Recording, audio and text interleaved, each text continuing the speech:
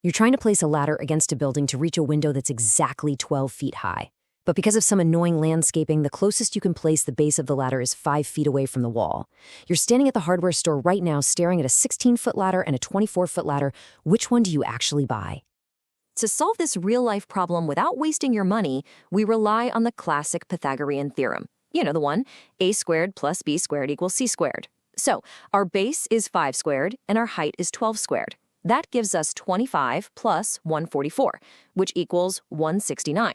So, 169 equals c squared, with c being the exact length of the ladder we need. Now, to figure out that actual length so you don't buy the wrong one, we need to find a number that, when multiplied by itself, gives us exactly 169. We need to find its square root. And that brings us directly to our mission today.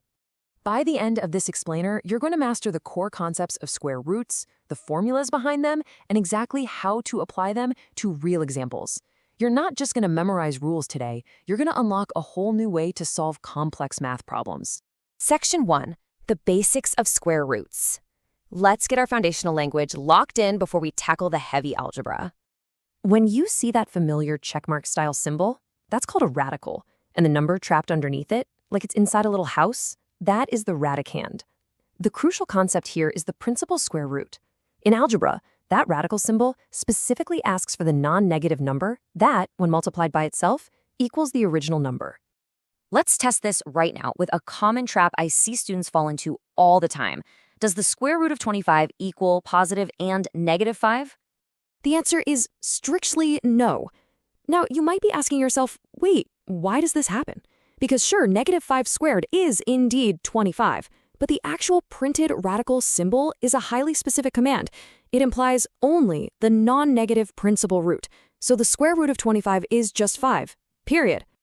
Okay, here's another classic trap to look out for.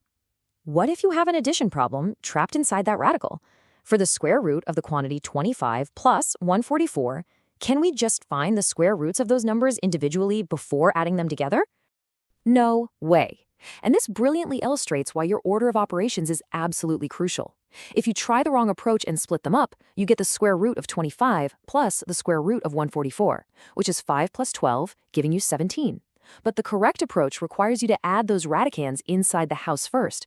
25 plus 144 is 169, and the square root of 169 is 13. 17 and 13 are obviously very different answers. Always combine what's inside first.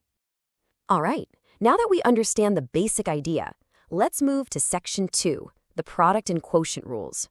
These are basically the rules of the game to help you simplify messy algebra. Think of the product rule like a jailbreak for perfect squares.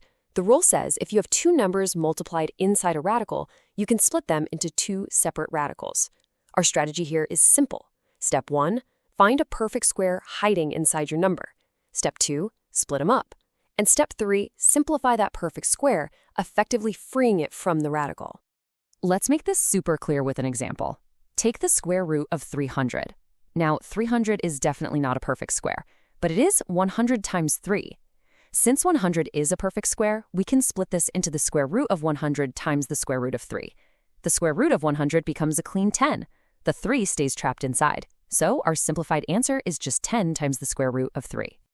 And guess what? The exact same logic applies to fractions, which we call the quotient rule. If you have a scary fraction under a single radical, you can just separate it into a top radical and a bottom radical. In this example, the square root of 5 over 36 easily becomes the square root of 5 divided by the square root of 36. Since 36 is a perfect square, the bottom just becomes 6. Much cleaner, right? Let's move right along to Section 3, adding and subtracting radicals. Now wait, this is important, so listen up. You cannot just add any two radicals together whenever you feel like it.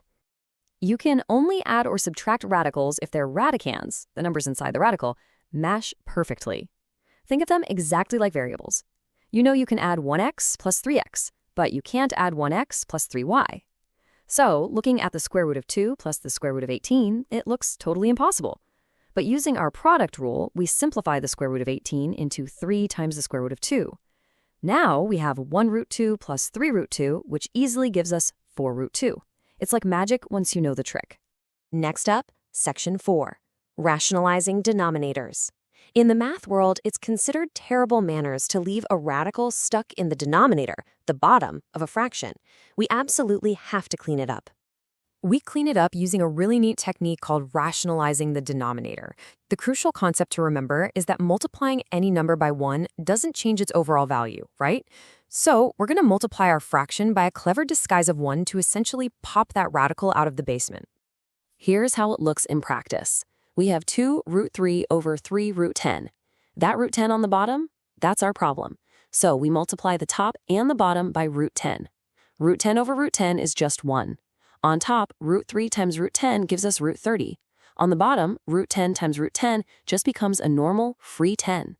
Multiply that by the 3 that was already there, and we get 30. Simplify the fraction, and we end up with the square root of 30 over 15. The bottom is a whole number, and our math manners are totally intact. Okay, we have officially reached section 5, Mastering Rational Exponents. This is basically the boss level of our explainer, where we translate these radicals into actual fractions acting as exponents. I'm going to give you the ultimate decoder ring for this. Whenever you see a fractional exponent, remember this simple phrase: power over root. The top number, the numerator, is the power you raise the base to. The bottom number, the denominator, is the root you are taking. Power over root. It's that simple. Let's see how this builds our problem-solving speed. Take 343 to the power of 2 over 3. Our rule says the 3 on the bottom means we take the cube root of 343, and the 2 on top means we square the result. Now here's a pro tip for you. Always do the root first. Shrink that number down before you try to make it bigger. The cube root of 343 is a nice manageable 7. Then apply the power. 7 squared is 49. Just like that, a terrifying exponent becomes a really simple calculation.